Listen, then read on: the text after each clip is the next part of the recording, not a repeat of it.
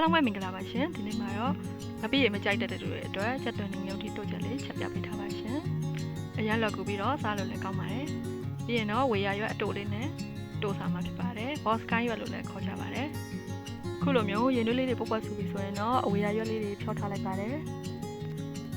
ဝေရရွက်လေးတွေကြက်လောက်ပြီးဆိုရင်တော့ရေအေးအေးလေးနဲ့နှစ်ထပ်သုံးတက်ဆေးပြီးတော့မစားခင်အချိန်ထိရေအေးအေးလေးစိမ့်ပြီးတော့စီပေးထားလိုက်ပါတယ်ရှင်အခုကတော့ဖြောပြီးသားအရွက်လေးတွေနဲ့တိုးစားဖို့အတွက်အတိုးချက်လေးချက်မှာဖြစ်ပါတယ်စီပူလာပြီးဆိုရင်တော့အတိုးချက်ချက်ဖို့အတွက်နနွားမှောက်လေးအနှဲငယ်ထည့်ပေးထားလိုက်ပါတယ်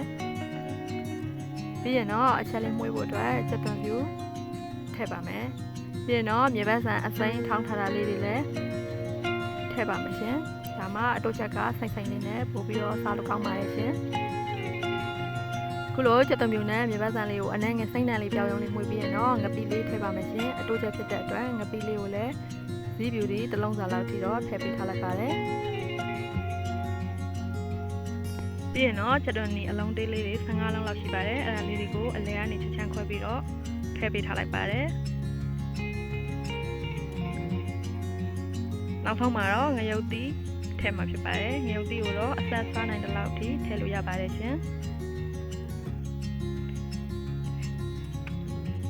ချက်ထက်မှပါတယ်ပေါင်ပစ္စည်းလေးတွေအားလုံးနှံ့အောင်လှိမ့်ပြီးသွားပြီဆိုရင်တော့ရေဆောက်မှာဖြစ်ပါတယ်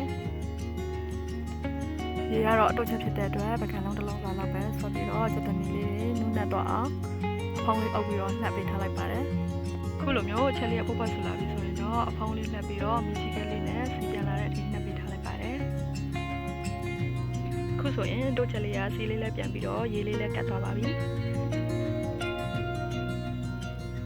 ဒီတို့ချက်လေးကတော့ငပိရမကြိုက်တတ်တဲ့သူတွေအတွက်အရင်ကကောင်းတဲ့ပုံစံဖြစ်ပါတယ်လိုက်ပြီးတော့ချက်စားကြည့်ကြပါအောင်ရှင်ကဲအတို့ချက်လေးကိုတော့အဝေးရရွက်လေးနဲ့တိုးစားရင်တော့အရင်ကကောင်းပါတယ်ရှင်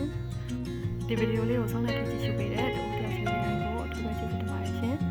နောက်ထပ်တွေလည်းအခုလိုမျိုးအိမ်မှာလည်းခုချက်စားပြတဲ့ဟင်းလေးတွေကိုတင်ပေးတော့မှာမို့အားပေးခဲ့ကြပါအောင်ရှင်အားလုံးကိုကျေးဇူးတင်ပါတယ်ရှင်